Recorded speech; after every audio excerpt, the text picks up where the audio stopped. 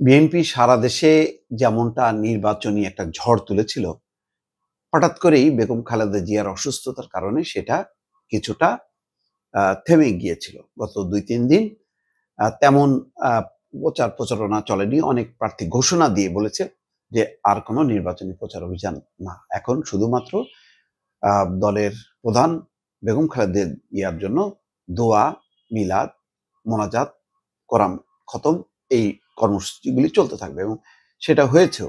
কিন্তু আ বেগম খালেদা জিয়ার শরীর কিছুটা উন্নতি হয়েছে গতকাল।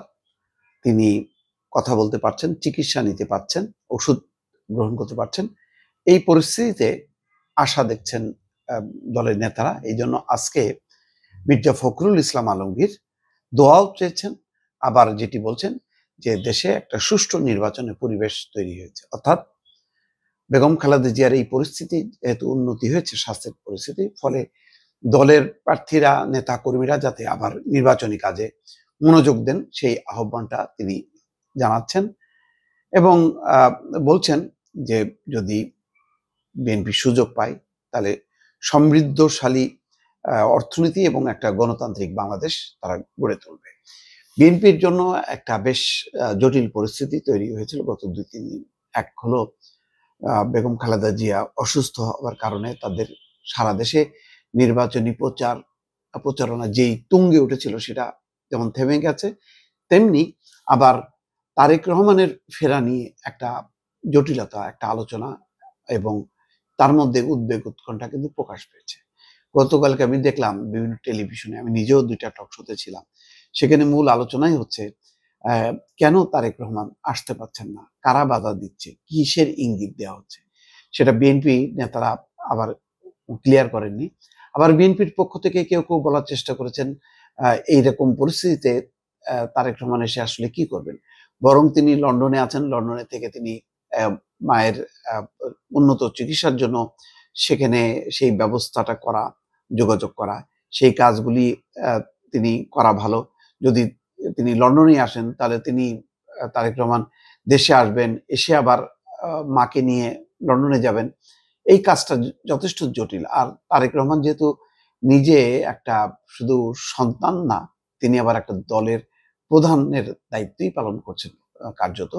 সুতরাং তারেক রহমান যখন নাকি দেশে আসবেন, সেটাকে কেন্দ্র করে যে পরিস্থিতি তৈরি হবে, তখন দেখা যাবে যে বেগম খালেদা জিয়ার যে চিকিৎসা যতটুকু চলছিল, সেই জায়গা থেকে মনোযোগটা আবার অন্যদিকে ধাবিত হবে এবং অসম্ভব একটা ভিড়ভাট্টা পরিস্থিতি তৈরি হবে।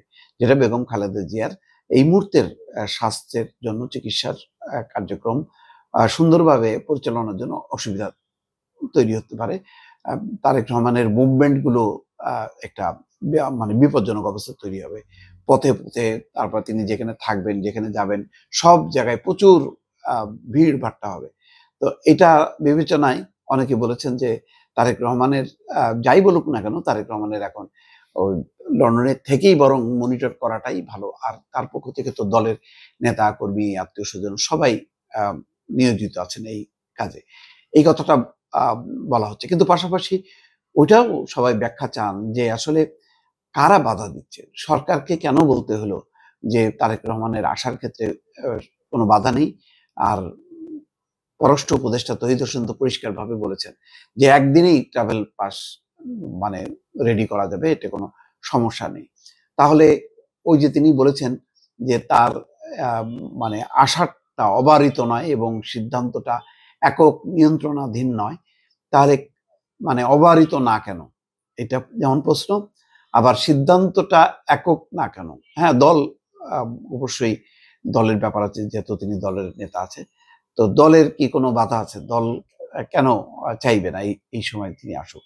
তো ফলে একটা ইঙ্গিত করা হচ্ছে যে অন্য কোনো শক্তি দেশে এবং বিদেশে অন্য কোনো শক্তি কি টার্গেট করে বসে আছে তারেক রহমানকে? তো এই আলোচনাগুলো গত ৩ দিন ধরে এমনভাবে হয়েছে যে নির্বাচনের আসলে যেই ফোকাস পয়েন্টটা এই সময় থাকার কথা সেটা কিন্তু আ একটা মানে নড়বড়ে হয়ে গেছে এবং অনেকের মধ্যেই শঙ্কা যে আসলে নির্বাচন কি হচ্ছে?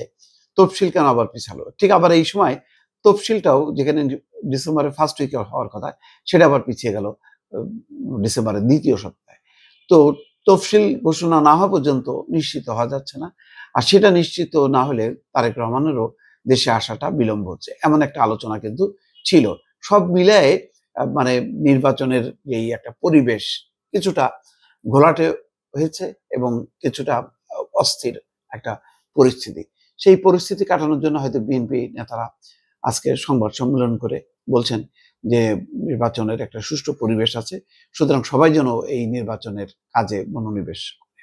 তো দেখা যাক আগামী কয়েকদিনের মধ্যেই হয়তো আবার নির্বাচনের কার্যক্রম পূর্ণ মাত্রায় শুরু হবে দর্শক।